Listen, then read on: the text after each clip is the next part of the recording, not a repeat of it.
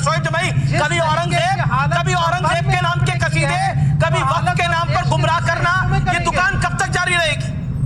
कभी औरंगजेब के नाम के कसीदे, कभी वक्त के नाम पे गुमराह करना, कब तक ये डर की दुकान कब तक जारी रहेगी? कभी जजिया कर लगाया, आज कुंभ में हिंदू जा रहे हैं स्नान करने।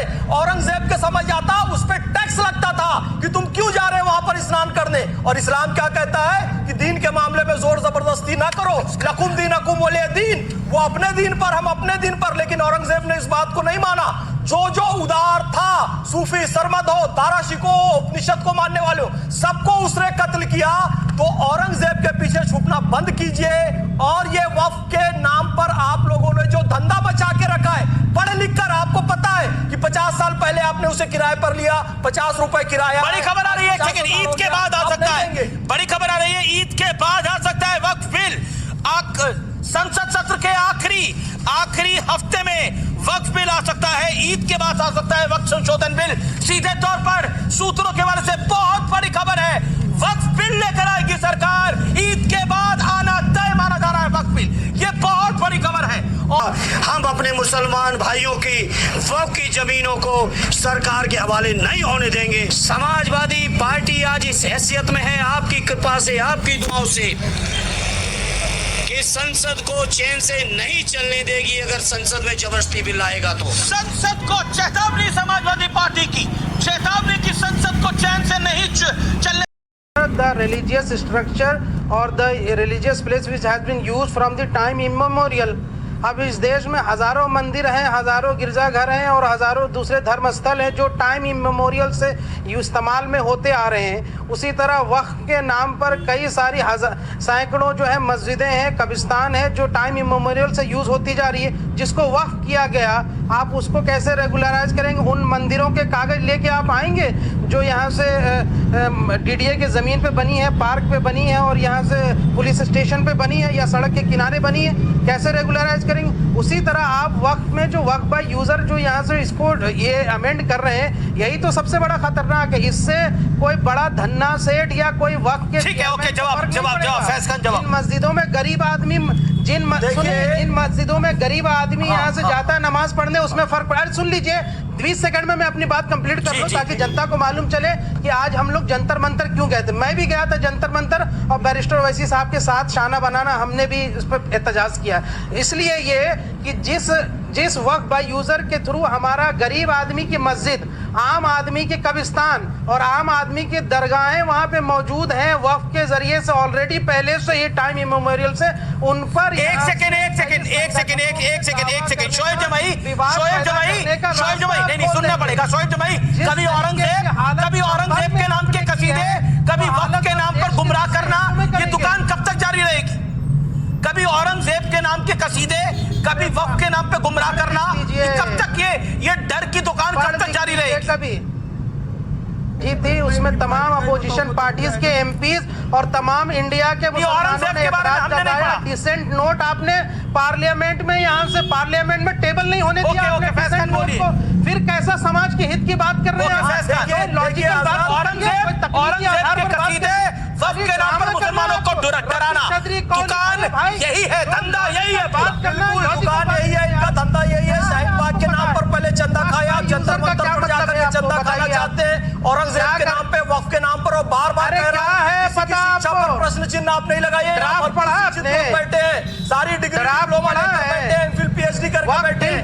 मैं आपको बताऊं, औरंगजेब एक कट्टर शासक था जिसने इस देश में मंदिरों को तोड़ा।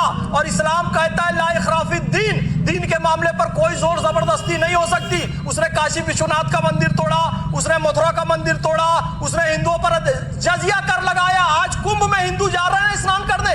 औरंगजेब के समझ आता उस पर टैक्स लगता था कि तुम क्यों जा रहे हो वहां पर स्नान करने। और इस्लाम क्या कहता है कि दीन के मामले में जोर जबरदस्ती ना करो, लकुम दीनकुम वलिय दीन, वो अपने दीन पर, हम अपने दीन पर। लेकिन औरंगजेब ने इस बात को नहीं माना। जो उदार था, सूफी, सरमद हो, ताराशिको हो, उपनिषद को मानने वाले हो, सबको उसने कत्ल किया।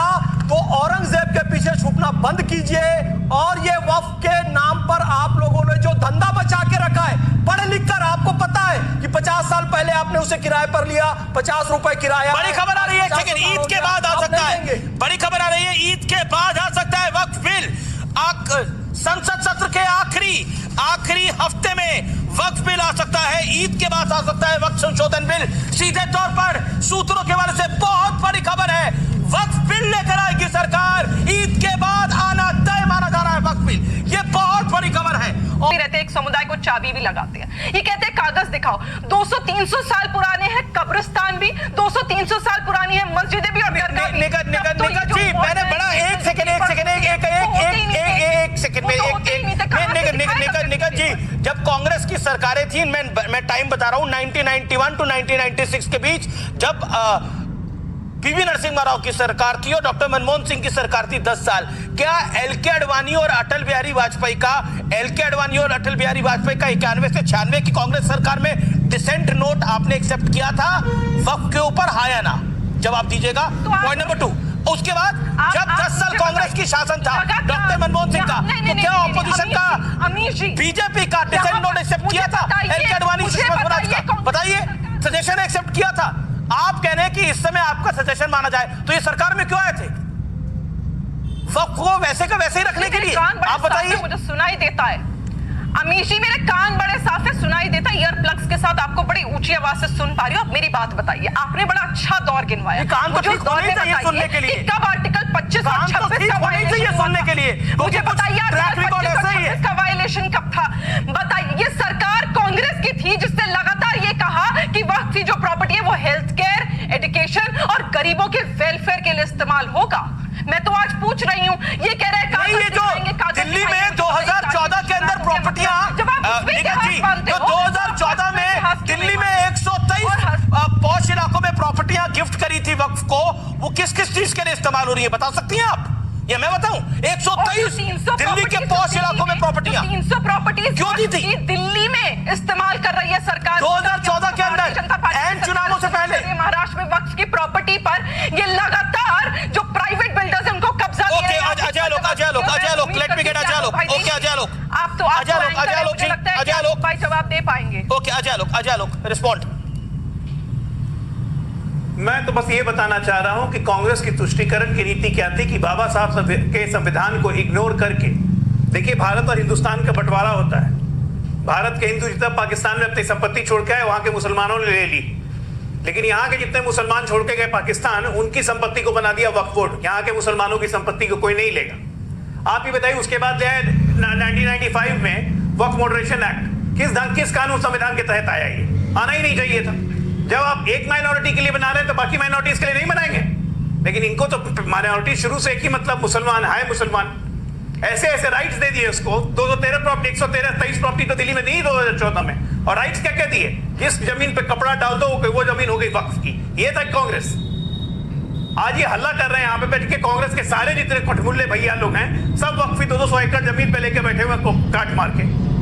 और ये इसी तरह से तुष्टीकरण कर करके इस देश का सत्यानाश कर दिया। अब मेडिकल कॉलेज की बात कर रही थी, अरे पिछले 10 साल में मेडिकल कॉलेज की सीट्स डबल से ज्यादा हो गई। ओके, निगत बात जवाब। Okay, 30 second. ओके, अजय लोक, निगत बात जवाब। मैं आपको स्टैंडिंग कमेटी की रिपोर्ट बता रही हूँ आलोक भाई, आपसे ये उम्मीद नहीं थी। मैं बता दूं, मैं आपको पहले तो पार्लियामेंट की जो 70 साल में आपने किया ना, वो 10 साल में कर दिया। आपकी सरकार ने बताया।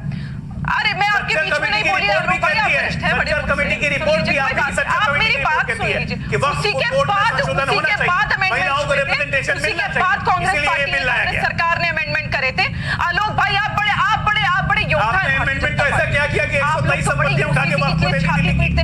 आप तो लगातार यूसीसी के लिए, एक समानता के कानून के लिए आप बड़ी छाती पीटते हैं। मुझे बताइए ना कि सारे जो धार्मिक संस्थाएं राज्य लागू कर रहे हैं, आप क्यों वक्फ बोर्ड पर लगातार प्रहार कर रहे हैं? नहीं भर रहा है, जो मंदिरों से पैसा मिल रहा है, भूख बढ़ रही है। उत्तराखंड में लागू हुआ है ना, धीरे धीरे पूरे देश में लागू। क्या सरकार और कोर्ट के पास वक्फ पे कोई भी ऑडिट हो या कोई गड़बड़ी का मामला हो, उस पे क्या सरकार और कोर्ट के पास हस्तक्षेप करने का प्रावधान नहीं है? अगर है तो आप इसमें अमेंडमेंट क्यों ला रहे हो? और आप बहुत बड़ी बात लगती है, और व्यूअर्स आज जाने इस बात को। और सुनिए आलोक भाई, सुनिए, बड़ी अच्छी लगती है। आप ये कहते हैं कि जो व्यक्ति वक्फ देने आ रहा है, दान करने आ रहा है प्रॉपर्टी, वो भी ना अपने आप को प्रूफ करे कि 5 बड़ी खबर आ रही है। धर्मेंद्र यादव, समाजवादी पार्टी के member of parliament, Dharmendra Yadav Samajwadi party के मेंबर ऑफ पार्लियामेंट ने एक बहुत बड़ी बात बोली है, बहुत बड़ा बयान दिया है।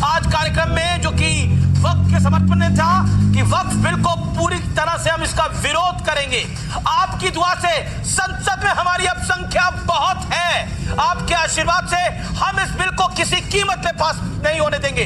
क्या बोला है धर्मेंद्र यादव ने, आइए सुन लेते हैं। समाजवादी पार्टी के मेंबर ऑफ पार्लियामेंट है।